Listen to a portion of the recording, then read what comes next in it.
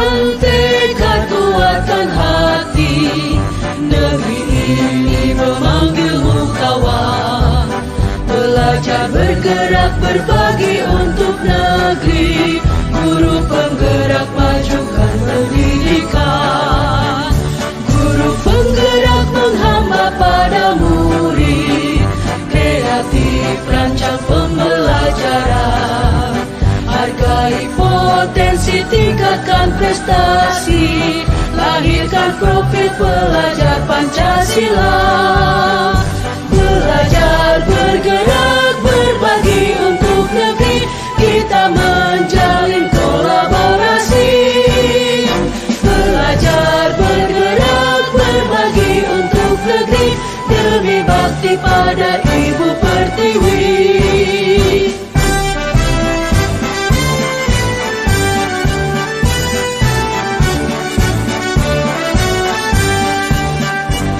Bulatkan tekad kuatkan hati, negeri ini memanggilmu kawan. Belajar bergerak berbagi untuk negeri, guru penggerak majukan pendidikan. Guru penggerak menghamba pada murid, kreatif rancang pembelajaran. Hargai potensi, tingkatkan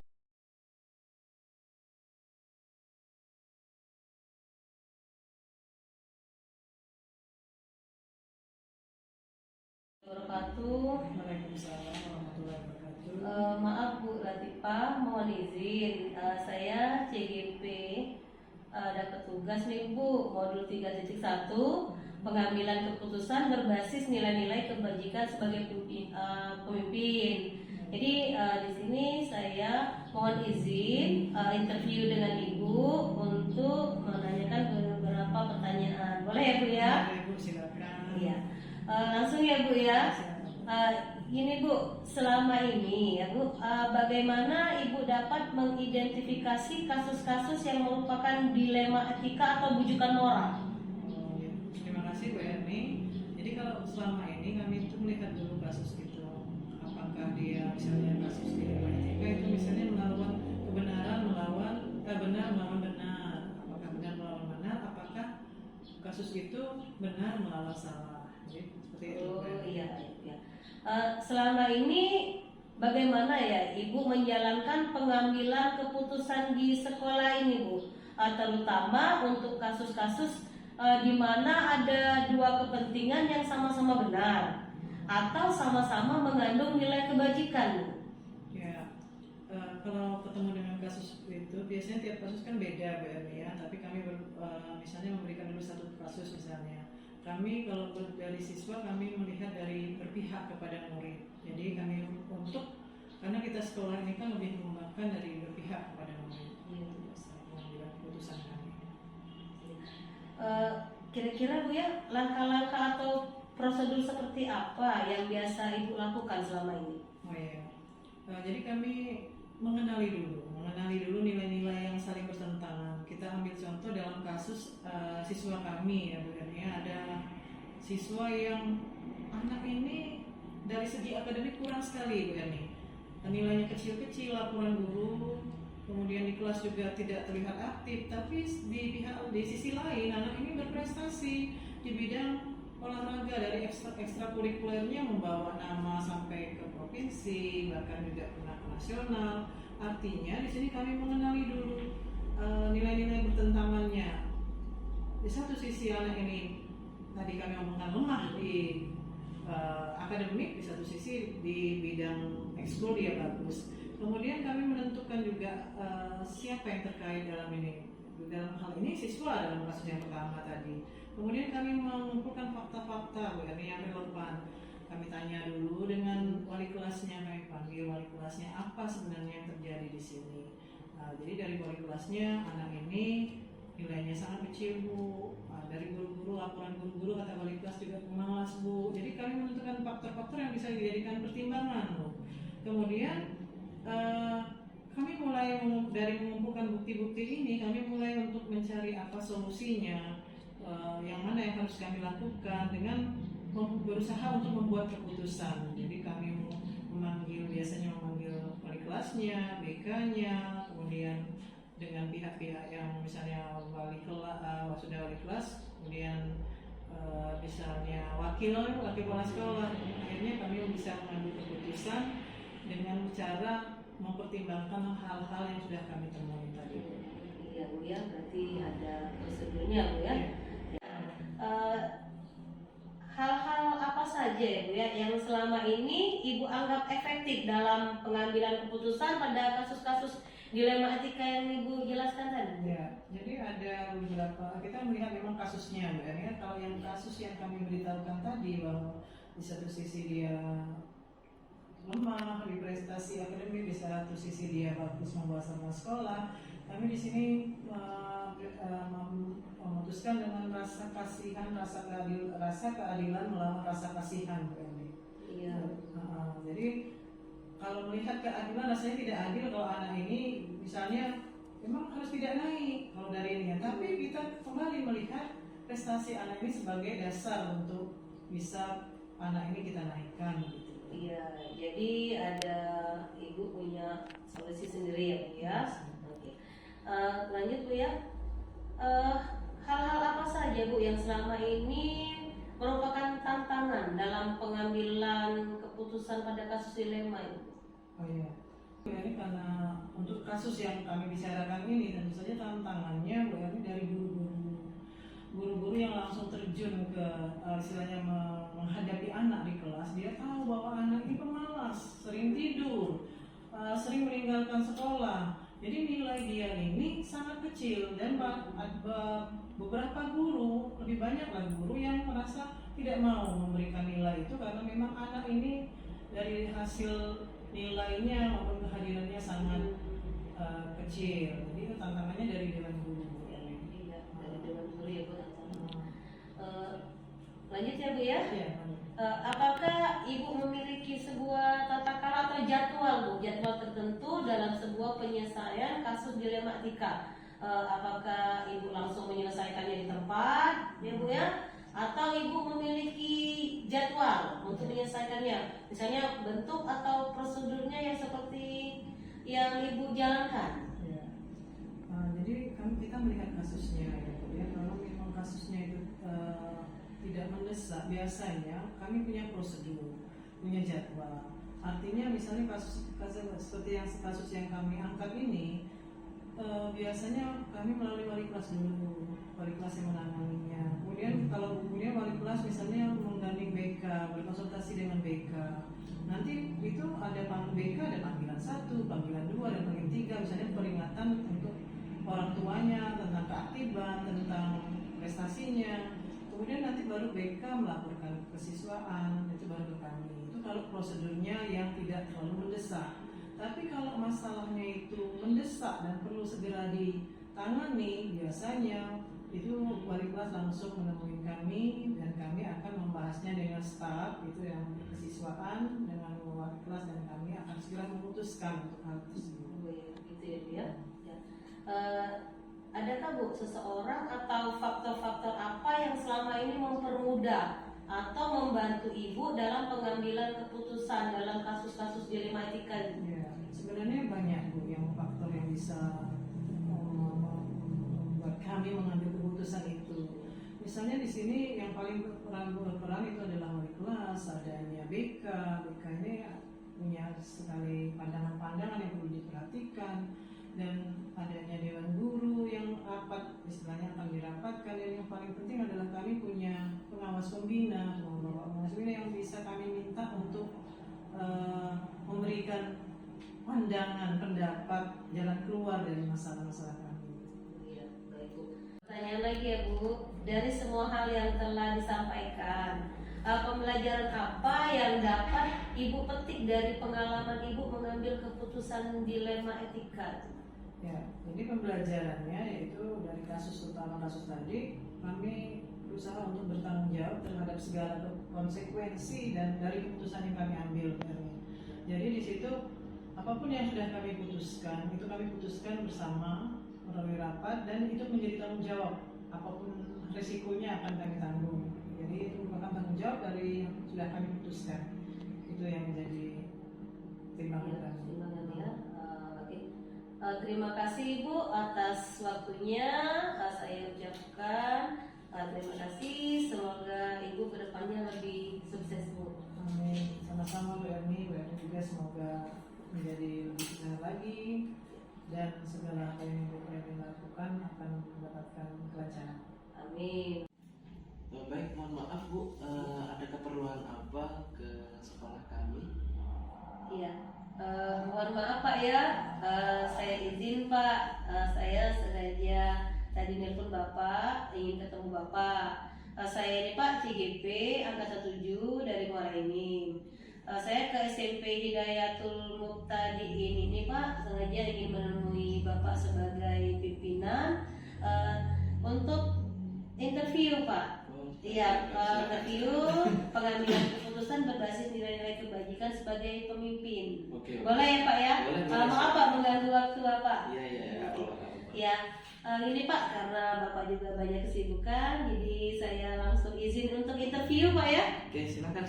Iya, ini Pak, selama ini Pak ya, bagaimana Bapak dapat mengidentifikasi kasus-kasus yang merupakan dilema etika atau bujukan moral Pak? Untuk kasus dilema etika itu biasanya kasus-kasus yang sifatnya antara kebaikan berbenturan dengan kebaikan. Kalau etika moral ini biasanya kebaikan dengan berlawanan dengan yang sifatnya tidak baik. Iya Pak ya.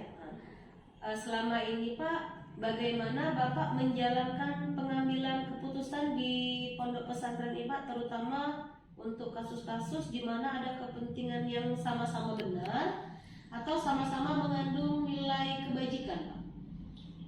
Kalau di pondok pesantren, tepatnya di SMP Hidayatul Muqtadiin ini, sebelum mengambil keputusan, contoh satu kasus di sini peraturan yayasan dengan peraturan SMP ini kadang tidak sinkron karena sekolah kami, mohon maaf Bu, sekolah kami itu anak-anaknya menjadi satu berkumpul di asrama. Tentu ada peraturan double, satu peraturan sekolah yang itu ditentukan saat mereka masuk jam sekolah dari jam 8 sampai jam 12.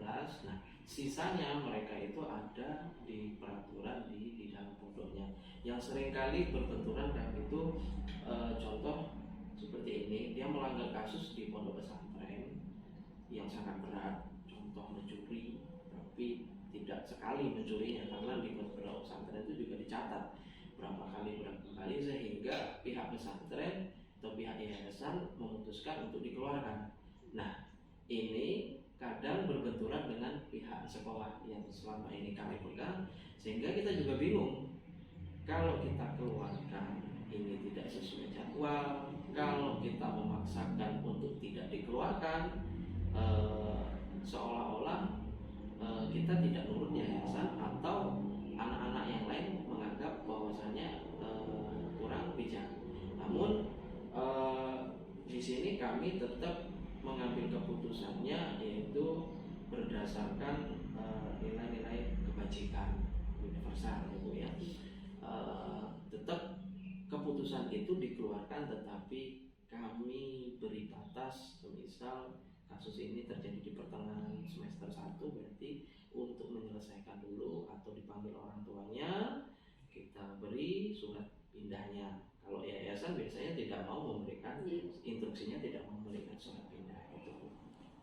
Iya. Baik Pak. Nah, jadi itu langkah-langkah atau prosedur yang Bapak lakukan Pak ya. Bagus. Hal-hal apa saja Pak yang selama ini Bapak anggap efektif dalam pengambilan keputusan pada kasus-kasus dilema? Yang sangat efektif itu ya berbasis rasa peduli. Ya contoh kasus tadi, kalau kita langsung keluarkan ikut apa kepentingan yayasan, ya anak itu kan kita kasihan dengan anak, Bu. Belum tentu mereka itu di sini melakukan pelanggaran, tapi mungkin di sekolah lain tidak.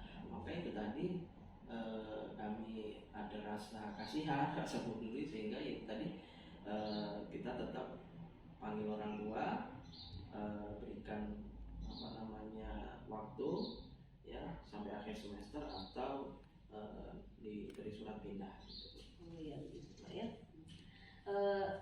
Dalam hal ini Pak ya, hal-hal apa saja Pak yang selama ini merupakan tantangan Bapak dalam mengambil keputusan kasus-kasus dilema etika itu?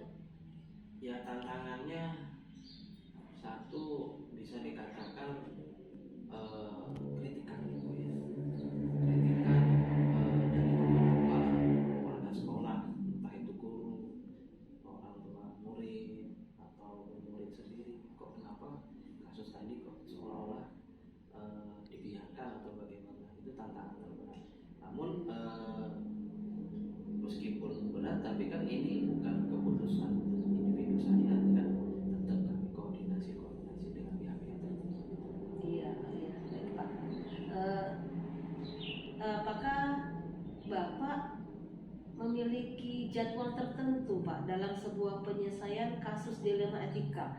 Apakah Bapak langsung menyelesaikannya di tempat atau memiliki jadwal untuk menyelesaikannya? Jadi ada bentuk atau prosedur seperti apa yang Bapak jalankan? Kalau jadwal secara khusus kita tidak langsung ketika ada masalah langsung selesaikan di tempat, tidak. Tapi berdasarkan laporan, kemudian dianalisis, koordinasikan pihak-pihak yang terkait, kemudian kita kumpulkan fakta-fakta yang ada, maka kita putuskan waktu yang tepat itu mungkin waktu yang bersifat tentatif gitu. Oh iya, baik Pak. Kita lanjut Pak ya. Adakah Pak seseorang atau faktor-faktor apa Pak yang selama ini mempermudah atau membantu Bapak dalam pengambilan keputusan dalam kasus-kasus dilema etika? Kalau untuk mengambil keputusan di sini satu ada pimpinan yayasan, terus pimpinan pondok pesantren yang dari luar sekolah, yang karena ini berkaitan sekolah kami di asrama Bu ya. Nah, untuk yang di dalam sekolah sendiri kami juga berkoordinasi dengan wakil kesiswaan, terus bagian BK, dan mungkin wali kelas yang bersangkutan pada hal tersebut. Terima kasih. Satu lagi Pak ya. Dari semua hal Pak ya yang telah disampaikan tadi ya, pembelajaran apa yang dapat Bapak petik dari pengalaman Bapak mengambil keputusan dilema etika?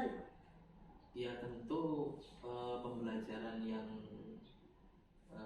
kami alami itu ya, satu, tidak mudah terpengaruh kepada hal-hal yang sifatnya laporan-laporan. Yang kedua, kami tidak mudah gegabah dan juga berpikir lebih bijak untuk menentukan setiap masalah-masalah keputusan yang dibuat untuk seadil-adil mungkin. Iya, baik Pak. Banyak hal yang sudah kami dapat dari Bapak dari interview ini. Terima kasih atas kesempatannya Pak. Saya ucapkan Assalamualaikum Pak.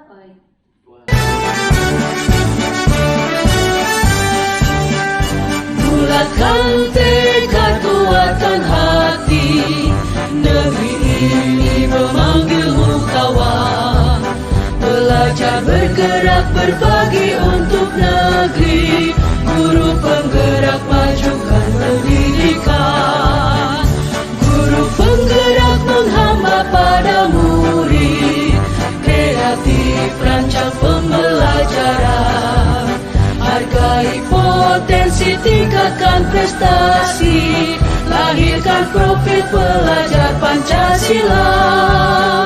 Belajar bergerak berbagi untuk negeri, kita menjalin kolaborasi. Belajar bergerak berbagi untuk negeri, demi bakti pada Ibu Pertiwi.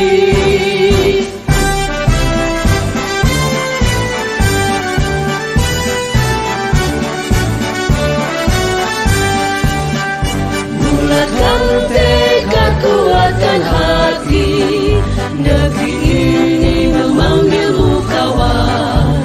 Belajar bergerak berbagi untuk negeri, guru penggerak majukan pendidikan.